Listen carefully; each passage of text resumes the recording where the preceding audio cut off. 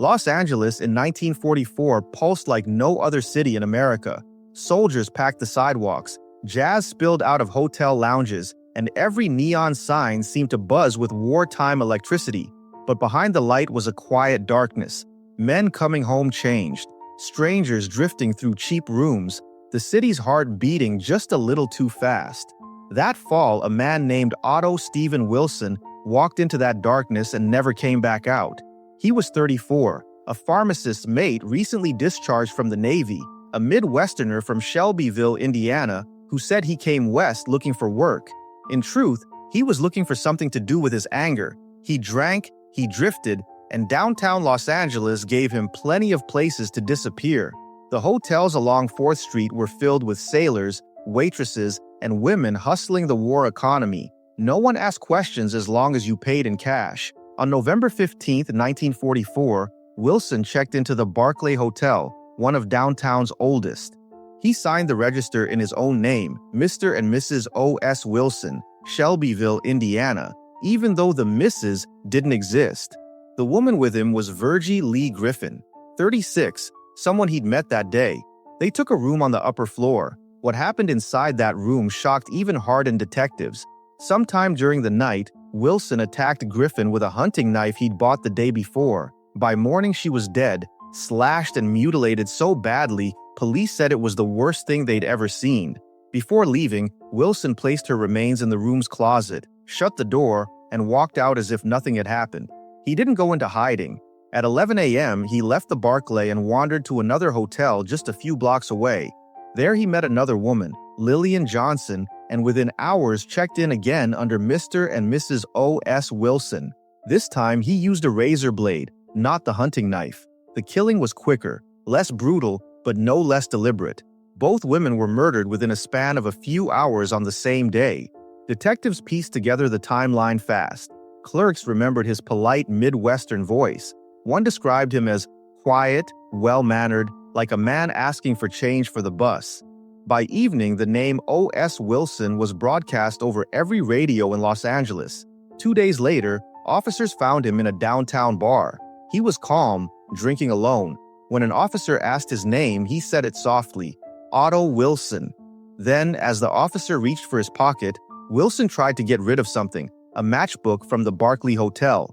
He dropped it, tried to step on it, then later, at the station, flicked it under a chair. That small act would become one of the prosecution's strongest pieces of evidence, proof he knew exactly what he'd done. During questioning, Wilson didn't shout or ramble. He told police he'd lost control, that he was emotionally unstable.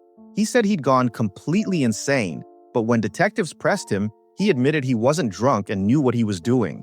He even recalled going to a movie, a horror picture called The Walking Dead, between the two murders. His words chilled everyone in the room. Reporters went wild. Headlines screamed, "Double Hotel Slayer Confesses." Downtown residents locked their doors. The murders felt too close, the kind of thing that didn't happen in respectable hotels under bright neon. Wilson's trial came quickly. He entered pleas of guilty and not guilty by reason of insanity. Psychiatrists called by the defense said he was disturbed, haunted by violent fantasies. Prosecution doctors said he was coldly rational. The jury agreed with the state. They found him sane, guilty on both counts of first-degree murder, and recommended the death penalty. The case reached the California Supreme Court, which upheld the verdict on May 7, 1946. The justices noted how methodical he'd been, the purchased knife, the deliberate double registration, the attempted disposal of evidence. They saw no sign of madness, just malice. On September 20, 1946, inside San Quentin's gas chamber, Otto Stephen Wilson met the end he'd been promised. Witnesses said he looked blank, almost relieved. His last words were quiet, "I hope God forgives me." Moments later, it was over. Back in Los Angeles, the Barclay Hotel reopened its doors. People whispered about ghosts in the closet, about the room that no one wanted to rent. The Joyce Hotel kept no plaque, no mention. Both buildings still stand, bricks heavy with a story most tenants have never heard. Wilson's killings faded into the background noise of LA's crime history, overshadowed a few years later by the Black Dahlia and a parade of newer headlines. But for detectives of that era, his name lingered. He wasn't a gangster or a movie villain. He was what they feared most, a man who looked ordinary, spoke softly, and turned two hotel rooms into crime scenes hours apart.